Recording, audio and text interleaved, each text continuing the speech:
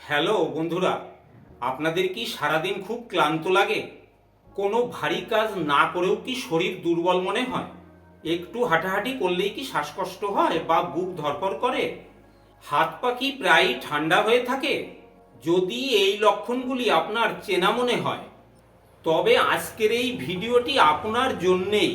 অনেকেই ভাবেন আমার শরীরটাই হয়তো এমন দুর্বল, কিন্তু আপনি কি জানেন এই অতিরিক্ত ক্লান্তি বা দুর্বলতার পেছনে লুকিয়ে থাকতে পারে একটি নীরব ঘাতক, আর তা হলো শরীরে আয়রনের অভাবে রক্তশূন্যতা বা অ্যানিমিয়া। বিশেষ করে আমাদের মা বোনেদের মধ্যে এই সমস্যাটি সবচেয়ে বেশি দেখা যায়। আজ আমরা জানব এই সমস্যার লক্ষণ, কেন এটি হয়, এবং ঘরোয়া খাবার ও চিকিৎসার মাধ্যমে কিভাবে এর থেকে মুক্তি পাবেন। জানেন তো, মাসের পর মাস এই আয়রনের ঘাটতি শরীরে বাসা বেঁধে থাকলে কি হতে পারে? আপনার রোগ প্রতিরোধ ক্ষমতা বা ইমিউনিটি একদম কমে যেতে পারে। ফলে বারবার জ্বর, সর্দি, কাশি বা বিভিন্ন ইনফেকশনে ভোগার ঝুঁকি বাড়ে। এমনকি হার্ট ও ফুসফুসের নানা জটিলতাও দেখা দিতে পারে। গর্ভবতী মায়েদের ক্ষেত্রে এই ঝুঁকি আরও মারাত্মক। এর ফলে সময়ের আগেই সন্তান প্রসব হওয়া বা নবজাতকের ওজন কম হওয়ার মতো সমস্যা হতে পারে। আর হ্যাঁ, আপনাদের মধ্যে যাদের অতিরিক্ত চুল পড়ছে, এমনিতে প্রতিদিন কিছু চুল পড়া স্বাভাবিক, কিন্তু অস্বাভাবিক চুল পড়ার অন্যতম প্রধান কারণ হতে পারে এই আয়রনের অভাব। তাহলে কিভাবে বুঝবেন আপনার আয়রনের অভাব আছে কিনা? চলুন লক্ষণগুলো মিলিয়ে নিই।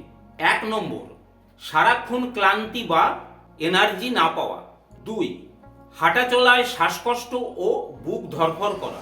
3, চোখ মুখ ফ্যাকাশে হয়ে যাওয়া এবং মাথা ব্যথা। 4, কোনো কাজে মনোযোগ দিতে না পারা। এগুলো তো গেল সাধারণ লক্ষণ।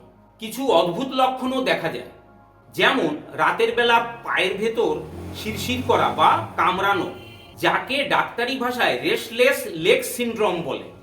এছাড়া কানে একটানা শো শো শব্দ হওয়া, মুখের স্বাদ বদলে যাওয়া, জিভে বা ঠোঁটের কোনায় ঘা হওয়া এবং নখের আকার চামচের মতো দেবে যাওয়াও আয়রন ঘাটতির লক্ষণ। সবচেয়ে অদ্ভুত ব্যাপার হলো, অনেকের এই সময় মাটি, কাগজ বা বরফ খাওয়ার প্রচণ্ড ইচ্ছা হতে পারে। এই লক্ষণগুলোর কোনোটি যদি আপনার মধ্যে থাকে, তবে একদম অবহেলা করবেন না। দ্রুত একজন চিকিৎসকের পরামর্শ নিন। খুব সাধারণ এবং অল্প খরচের একটি রক্ত পরীক্ষার মাধ্যমে এই রোগটি ধরা পড়ে।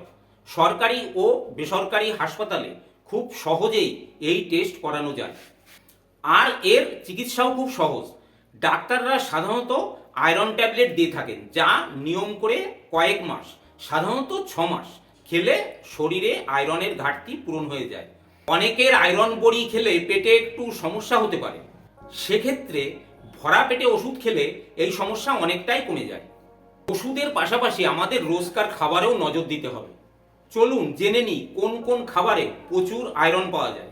প্রাণীজ উৎস: গরুর কলিজা আয়রনের দারুণ উৎস, তবে গর্ভবতী মায়েরা এটি এড়িয়ে চলবেন। এছাড়া গরু বা মুরগির মাংসেও ভালো আয়রন থাকে। ডাল ও ডিম: মুসুর, মুগ বা মাসকলাইয়ের ডাল একটু ঘন করে রান্না করে খেতে পারেন। আর ডিম তো সবার ঘরেই থাকে, এটিও আয়রনের ভালো উৎস। শাক সবজি: থোর, কাঁচা কলা, মোচা, এগুলোতে প্রচুর আয়রন থাকে। পালং শাক, লাল শাক, কচু শাক, পুঁই শাকের মতো যে কোনো শাকে প্রচুর আয়রন থাকে। সবজির মধ্যে ব্রোকলি, মটরশুঁটি, টমেটো এবং খোসা সহ আলু খেতে পারেন। বাদাম ও বীজ: প্রতিদিন 1 মুঠো কাজু, পেস্তা বা কিশমিশ খেতে পারেন। তবে মনে রাখবেন, কিশমিশ অন্য খাবারের সাথে খাবেন, নইলে দাঁতের ক্ষতি হতে পারে। এখন বলবো সবচেয়ে মূল্যবান এবং কার্যকর কথাটি। আপনি আয়রন ডেফিসিয়েন্সির জন্য সমস্ত রকম শাকসবজি বা যা যা বললাম আয়রনের সোর্সগুলো আপনি খাচ্ছেন, কিন্তু দেখা যাচ্ছে আপনার ওই আয়রন ডেফিসিয়েন্সি যে অ্যানিমিয়া, সেটা কমছে না। আপনি পরীক্ষা করে দেখছেন যে না, এটা তো থেকেই যাচ্ছে।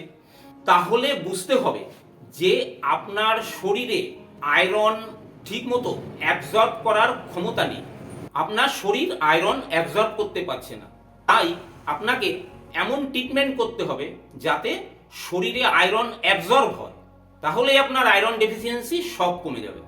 এর একমাত্র ট্রিটমেন্ট আছে হোমিওপ্যাথিতে। অ্যাজ এ হোমিওপ্যাথিক ডক্টর, আমি একজন হোমিওপ্যাথিক ডাক্তার হিসাবে বলতে পারি যে হোমিওপ্যাথির উপরে এর আর কোনো ট্রিটমেন্ট নেই।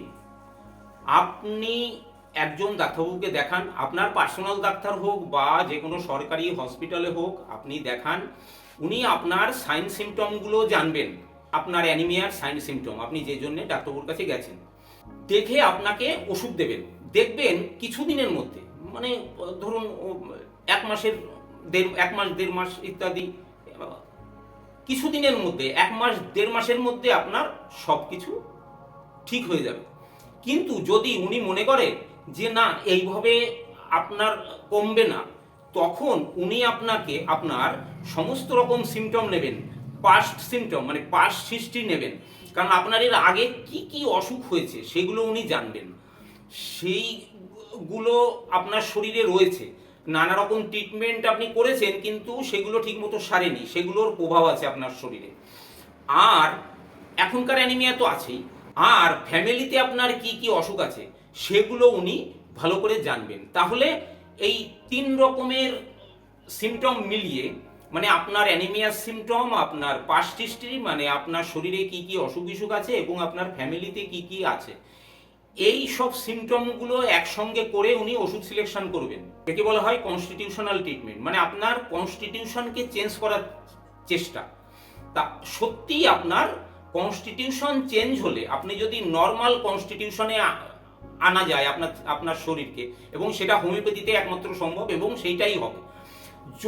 যেই আপনার শরীর নর্মাল কনস্টিটিউশনে এসে গেল, তখন আপনি যাই খাবেন তাই আপনার অ্যাবজর্ব হবে, অতএব আপনার ওই আয়রনটাও তখন অ্যাবজর্ব হবে। সমস্ত খাদ্যগুলো আপনার শরীর অ্যাবজর্ব করার ক্ষমতা পাবে।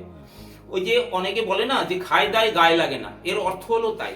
মানে খাওয়াতে কিছু কম নেই, অথচ রোগা হয়ে যাচ্ছে, মানে কোনো গায়ে লাগছে না খাবারগুলো, তার মানেই এই ব্যাপার, তার অ্যাবজর্ব করার ক্ষমতা কম। এবং একমাত্র ট্রিটমেন্ট আছে, সেটা হলো হোমিওপ্যাথি।